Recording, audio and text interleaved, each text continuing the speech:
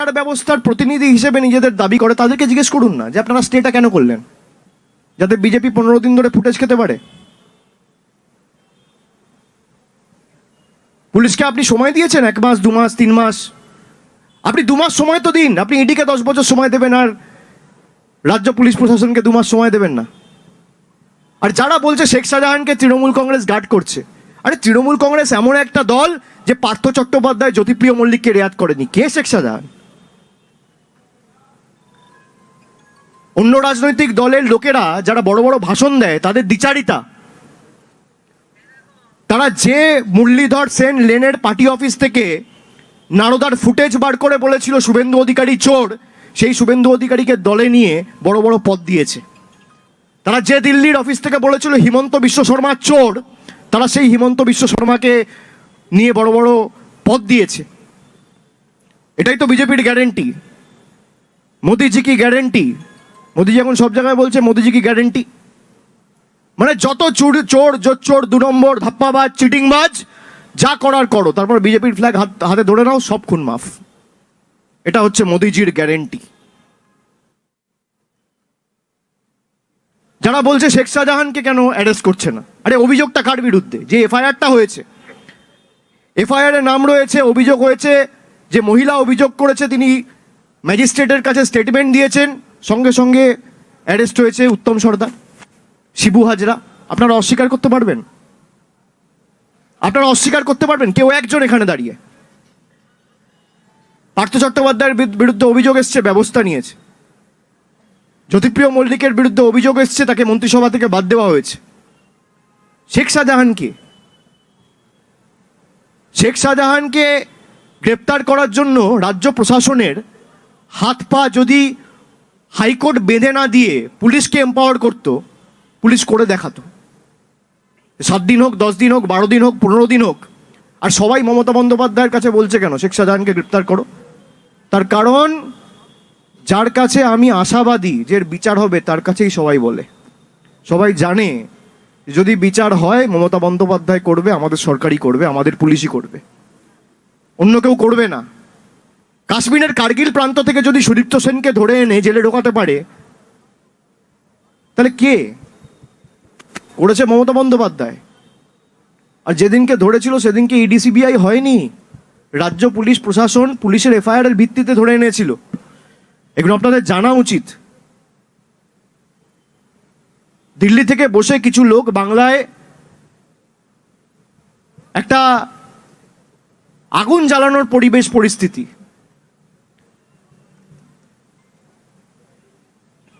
এবং কিভাবে বাংলাকে অশান্ত করা যায়, রোজ যাতে সন্দেশখালি খবরের শিরোনামে থাকে। আর যে সংবাদ মাধ্যমের চ্যানেলগুলো দেখাচ্ছে, আমি আপনাদের শ্রদ্ধা করি,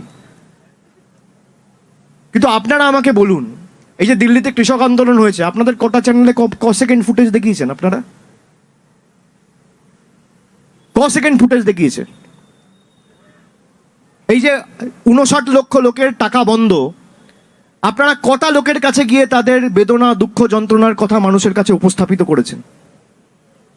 এই যে প্রধানমন্ত্রী বলেছিল 2022-এর মধ্যে বাড়ি দেবো, 11,36,000 মানুষের বাড়ির টাকা বন্ধ, একটা লোকের কাছে গিয়ে দুঃখ, বেদনা, যন্ত্রণা, কষ্টর কথা আপনারা দেখিয়েছেন সংবাদ মাধ্যমে? আমি আপনাদের দোষ দিচ্ছি না,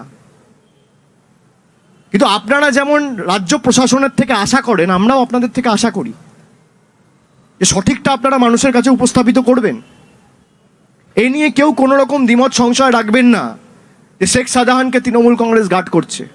শেখ শাহজাহানকে যদি কেউ গার্ড করে, জুডিশিয়ারি গার্ড করছে। And I want to put this on record, যাতে রোজ সন্দেশখালি শিরোনামে থাকে, যাতে রোজ সন্দেশখালিতে আগুন জ্বলে। জুডিশিয়ারি স্টে তুলে দিক, তারপর যদি না করতে পারে একই প্রশ্ন আমার কাছে এসে করবেন। হাত পা বেঁধে দিয়েছে কলকাতা হাইকোর্ট। ইনভেস্টিগেশন স্টে মানে কি? আপনি কাউকে প্রোটেকশন দেন। ইনভেস্টিগেশন স্টে মানে আপনি যদি কাউকে থানায়ও ডেকে পাঠাতে চান, তাহলেও নোটিশ দিতে পারবেন না, সেই ইনভেস্টিগেশনের আর কোনো অগ্রগতি হবে না। এই ইনভেস্টিগেশন স্টে করেছে প্রধান বিচারপতির বেঞ্চ। এসআইটি তো হয়েছিল, এসআইটিতে তো রাজ্য পুলিশেরও প্রতিনিধি রয়েছে, কেন্দ্রের প্রতিনিধি রয়েছে, অসুবিধা কোথায়? স্টেটা কে চেয়েছে? স্টে চেয়েছে ইডি, তৃণমূল চেয়েছে ইডি, তৃণমূল চেয়েছে স্টে, না পশ্চিমবঙ্গ সরকার চেয়েছে, না বসিরহাট জেলা পুলিশ চেয়েছে? স্টে চেয়েছে ইডি, আর ইডির অ্যাপিলের ভিত্তিতে, আবেদনের ভিত্তিতে প্রধান বিচারপতির বেঞ্চ স্টে দিয়েছে। এখন বলা হচ্ছে শেখ শাহজাহান কেন গ্রেপ্তার হচ্ছে না? যত বড় নেতা হোক, কেউ যদি মানুষের সাথে কোনো রকম কোনো অন্যায় অবিচার করে থাকে, কেউ রেয়াত পাবে না, কেউ পার পাবে না। আর কারোর কোনো প্রশ্ন?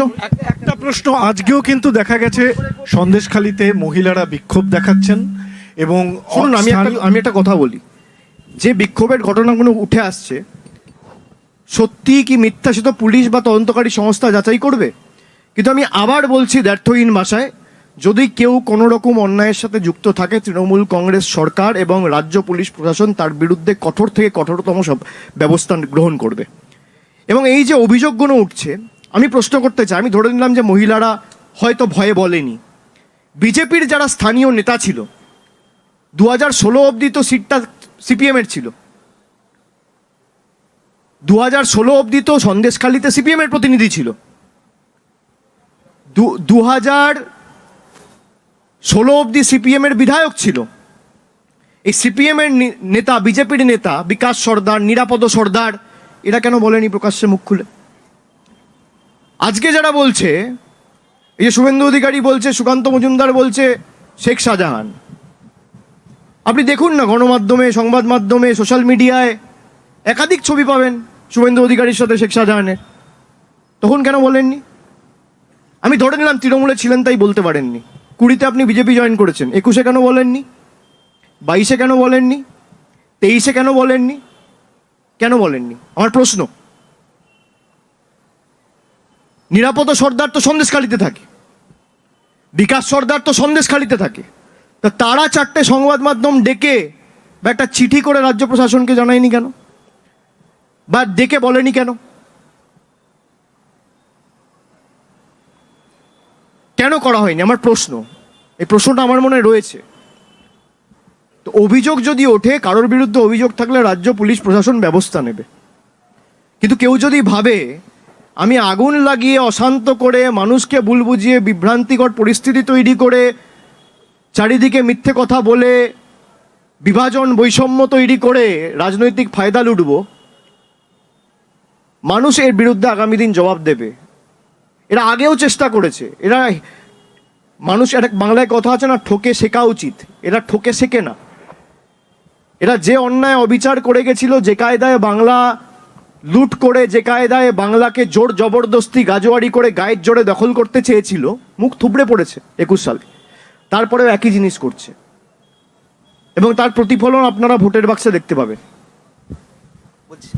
একটা প্রশ্ন, সেটা হচ্ছে সন্দেশখালীতে আপনারা একটা সভা করবেন বলেছিলেন, ব্রিগেডে তো একটা সমাবেশ করছেন বড়, তো সন্দেশখালীতে কি হচ্ছে, কবে হচ্ছে? যখন যাওয়ার প্রয়োজন নিশ্চয়ই যাব, পরিস্থিতি ঠিক হলে।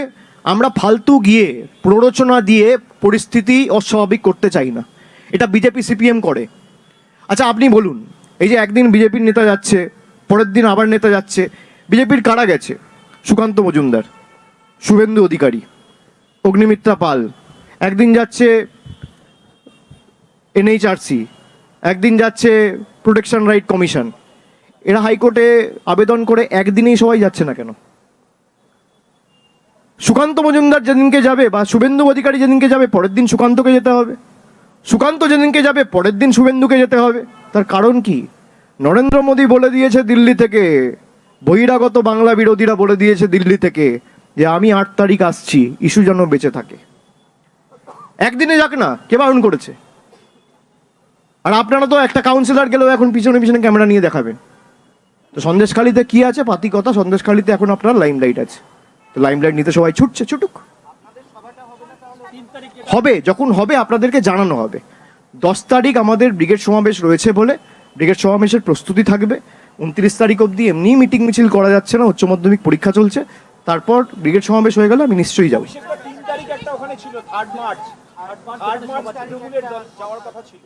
3 মার্চ সেটা স্থানীয় নেতৃত্ব বলতে পারবে, কিন্তু আমার ধারণা সন্দেশখালীতে এখন এই মুহূর্তে সভা না করাই ভালো।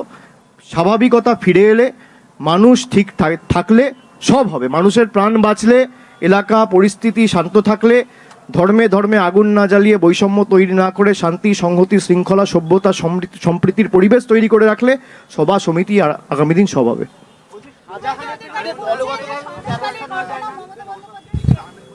হ্যাঁ,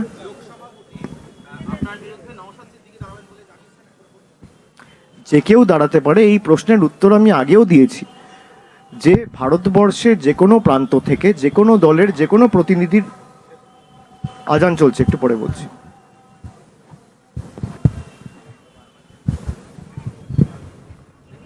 যে গণতন্ত্রে যে কোনো রাজনৈতিক দলের যে কোনো প্রতিনিধি ভারতবর্ষের যে কোনো লোকসভা কেন্দ্র থেকে প্রতিদ্বন্দ্বিতা করতে পারে, যে কেউ করতে পারে এবং যেখান থেকে ইচ্ছা করতে পারে। সুতরাং যেই করতে থাকে তাকে স্বাগত জানাই।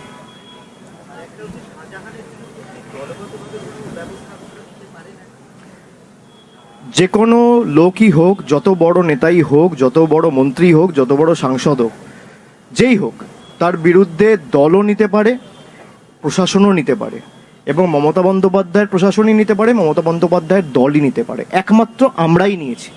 আপনি সেকেন্ড যদি ভূভারতে খুঁজে আমাকে দেখাতে পারেন, তাহলে আমি নিশ্চিতভাবে মানব যে তৃণমূলের মতো প্যারালাল অন্য আর একটা রাজনৈতিক দল আছে যে মানুষের সমর্থনে বা মানুষের অধিকারের স্বার্থে যারা লড়াই করছে, বা বিরুদ্ধে মানুষের অধিকারের স্বার্থে যারা লড়াই করছে তাদেরকে এম্পাওয়ার করছে, আর বিরুদ্ধে যারা লড়াই করছে তাদের বিরুদ্ধে যত বড় নেতা মন্ত্রী হোক তাদের বিরুদ্ধে অ্যাকশন নিয়েছে। আপনি দেখাতে পারবেন না।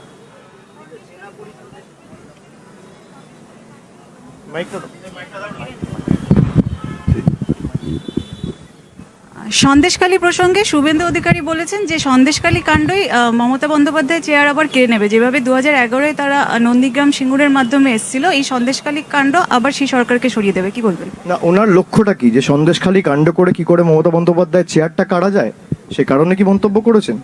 আর ওনার কথার জবাব দেওয়ার মতো আমার কোনো ইচ্ছা নেই। তার কারণ উনি সকালে যা বলেন বিকেলে ঠিক থাকে না, উনি সকালে কি বলেন দুপুরে ঠিক থাকে না। উনি বলেন 12 তারিখেই হবে, 14 তারিখেই হবে, 21 তারিখেই হবে। কি হলো? উনি বলেন পরের মাসে গ্রেফতার হবে। ওনার কথার কোনো ভ্যালু নেই।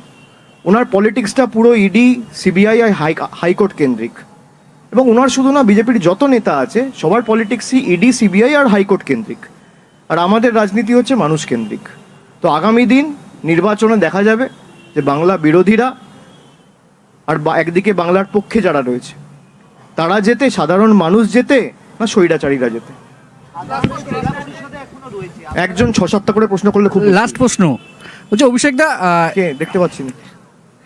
বলছি এই জোট নিয়ে আপনাদের অবস্থান স্পষ্ট করেছেন যে 42টি আসনে তৃণমূল কংগ্রেস লড়বে। জোট নিয়ে কিন্তু কংগ্রেসের তরফ থেকে বলা হচ্ছে যে এখনো নাকি জোট নিয়ে মমতা বন্দ্যোপাধ্যায় যখন অবস্থান স্পষ্ট করে দিয়েছে তখন আমার বলা সাজে না। এবং জোট নিয়ে আমার অবস্থান কি 29 তারিখ জানুয়ারিতে আমতলায় আমি বিস্তারিত বলেছি যে আপনি একদিকে বলছেন তৃণমূলের সাথে জোট চাই, আর একদিকে বলছেন মমতা বন্দ্যোপাধ্যায়ের ক্ষমতা থাকলে বহরমপুরে লড়ুক অজিত চৌধুরীর বিরুদ্ধে। যে পিসিসি প্রেসিডেন্ট, তো কংগ্রেস যেখানে জোট চাইছে, কংগ্রেসের কথাই যদি তার প্রদেশের সভাপতি না শোনে তাহলে তো আমাদের কিছু বলার নেই।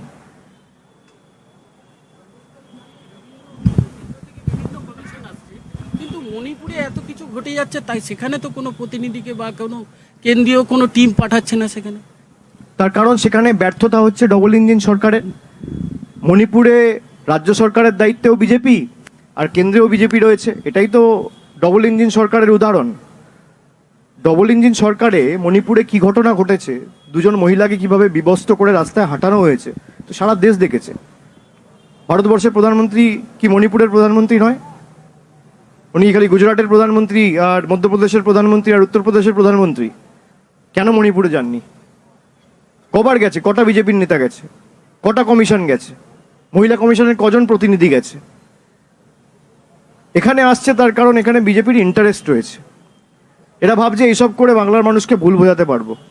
আমি মানুষকে বলবো চোখ কান খুলে রাখুন, এবং এটা কিভাবে আপনাদের সাথে বেইমানি করেছে 2 বছর ধরে দেখুন, এবং কিভাবে আগামী দিন যদি এরা ক্ষমতায় আসে তাহলে এই যে 1,60,000 কোটি টাকার বকেয়া পাওনা, এটা 5 লক্ষে গিয়ে দাঁড়াবে।